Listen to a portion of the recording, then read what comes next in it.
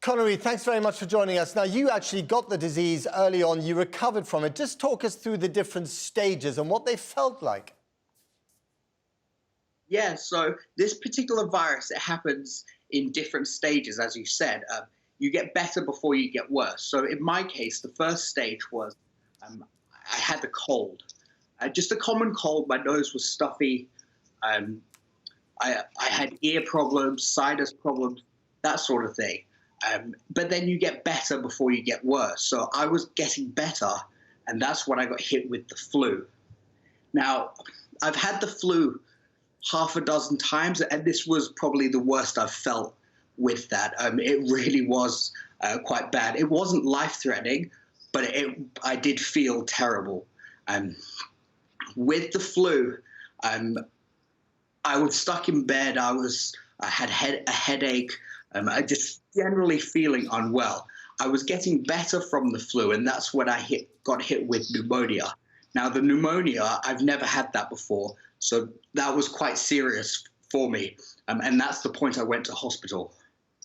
And when you had the pneumonia, just describe to us, and we've all heard the word, but none of us, or most of us, don't know what it feels like. What did that feel like to you?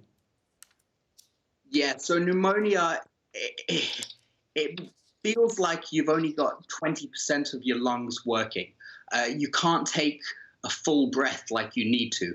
If you stand up and go and walk into the kitchen, you're out of breath because you just can't get that breath. It also sounds like you're breathing through a bag. Your breath is very crackly and croaky. It generally is not a fun thing at all, and it can be very, very serious. And you're young and you look healthy, so that must have been a really scary thing. Yeah, during that time it was, just because I don't really drink, I don't smoke, and having that problem was very scary, just because breathing's vital to life. If you can't breathe, you can't live.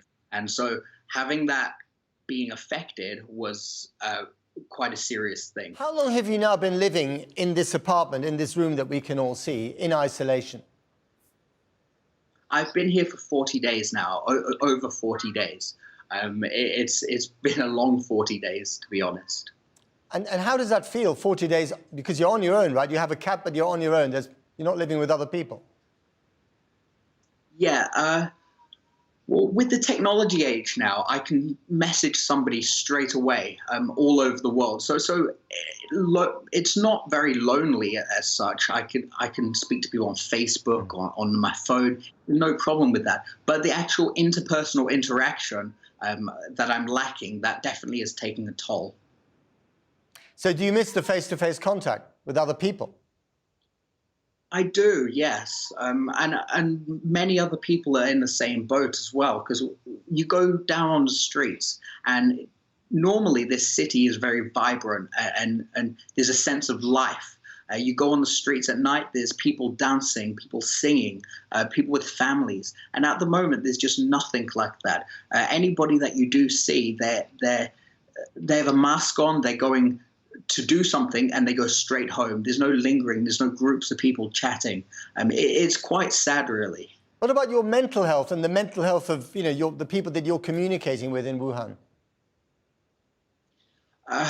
Mental health-wise, we're all in the same boat. There's nothing we can do about it, so there's no point us being down or being unhappy. It's just, it is what it is. It will be gone soon. We'll get over it. Do you imagine people in Britain living the same way that you're living at the moment because they have to, because of the rate of infection?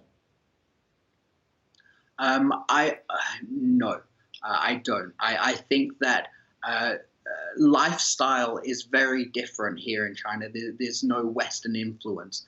It is completely foreign to what we would be used to. I believe that a lockdown of a week or maximum 2 weeks in the UK would be fine, but then people would be wanting to get out. People would be wanting breaking the curfew. And there's no way that the government could really stop them doing that.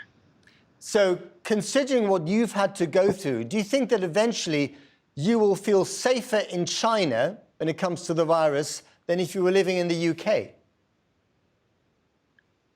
I believe yes and no. The city that I'm in, it's very densely populated. You've got thousands of people in the same area. So I believe that the spread happened here so fast because of that. But back in the UK, I believe that the government will have a handle on it and will be able to deal with it in the manner that they should.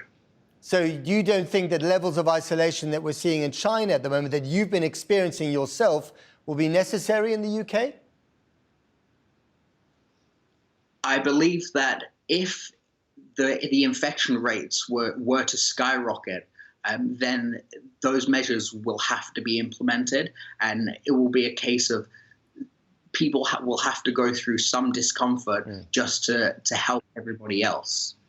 Finally, Connor, if we get to the same level of isolation that you're experiencing at the moment, what advice would you have?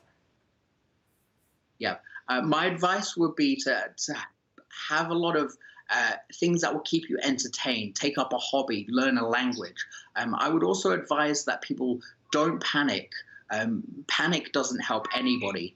If there is an isolation crisis where everybody has to be isolated, they shouldn't think about themselves, but think about other people.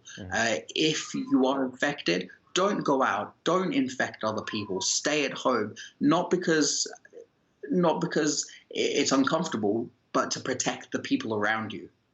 Have you done anything in the last month that you've always wanted to do but haven't found the time to do? Have you learned a language? Have you read a book that you haven't read before? Tell us.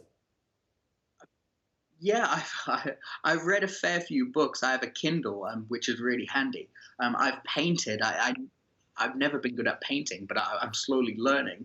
I'm learning Russian at the moment, just in my free time. My days are busy. Even though I am isolated, it's definitely important to keep busy. So every morning for half an hour, I do sit-ups and push-ups, just to keep myself from going mental. I'm learning how to cook properly. I've never really cooked decent meals. Just anything that you can think of. Make sure that whatever you're doing, you're interested in it and you want to do it. Sounds like you're the model citizen in the age of the virus. I wouldn't say that. There are many more people in this city that are doing the right thing and adhering to the rules. Connor Reid, thank you very much for talking to us. Good luck. Not a problem. Thank you.